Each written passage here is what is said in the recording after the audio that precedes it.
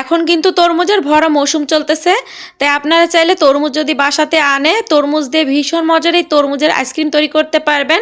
সবসময় তরমুজ ঘরে না থাকলেও আইসক্রিম বানিয়ে কিন্তু এটা ফ্রিজে রাখলে যখন তখন গরম লাগলেই বা বাচ্চাদের যখন বায়না হবে তখনই কিন্তু তরমুজ দিয়ে বানানো এই আইসক্রিমটা দিতে পারবেন।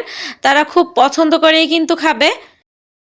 আইসক্রিম বানানোর জন্য এখানে আমি তরমুজের কয়েকটা স্লাইস নিয়ে নিয়েছি আর একটা স্ট্রেনার দিয়ে এভাবে তরমুজের থেকে রসটা বের করে নিচ্ছি। আপনারা চাইলে এই কাজটা কিন্তু ব্লেন্ডারেও করে নিতে পারেন, তবে আজকে আমি এটা স্ট্রেনার দিয়েই করে নিচ্ছি।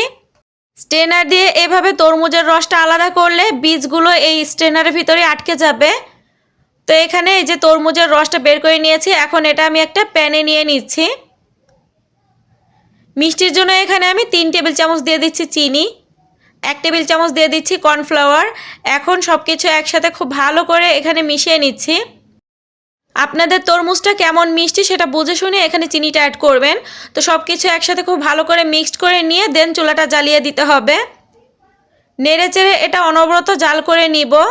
কিছুক্ষণ জাল করলেই দেখবেন এটা ঘন হতে শুরু করবে, আর এটা অনবরত নেড়ে চেড়েই জাল করতে হবে, তা না হলে প্যানের নিচে কিন্তু দলা পেকে যেতে পারে। যেহেতু এখানে কর্নফ্লাওয়ার দেওয়া হয়েছে তাই তরমুজের রসের কালারটা এখানে একটু হালকা কালার হয়ে গিয়েছে। আইসক্রিমের কালারটা যাতে সুন্দর লাল কালারের হয় এজন্য এখানে আমি 2 ফোঁটা রেড ফুড কালার দিয়েছি, তবে এটা টোটালি অপশনাল, আপনারা না চাইলে স্কিপ করতে পারেন। মোটামুটি একটু ঘন হয়ে আসলে চুলাটা বন্ধ করে দিব। আর এটা কেমনভাবে জাল করেছি আপনারা দেখে একটু বুঝে নেন।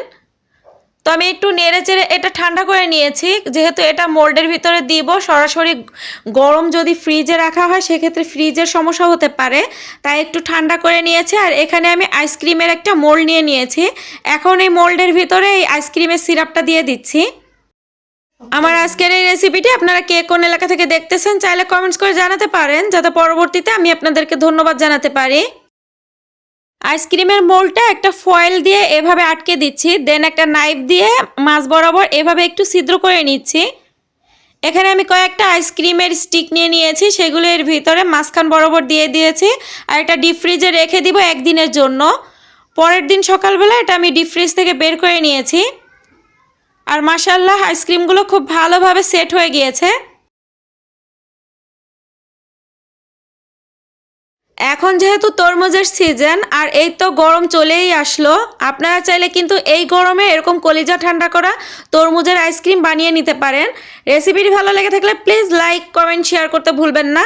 দেখা হচ্ছে নেক্সট কোনো রেসিপি নিয়ে, ততক্ষণ সবাই ভালো থাকবেন, সবাই সবার জন্য দোয়া করবেন। আজকের মতন বিদায় নিচ্ছি, টাটা, বাই বাই।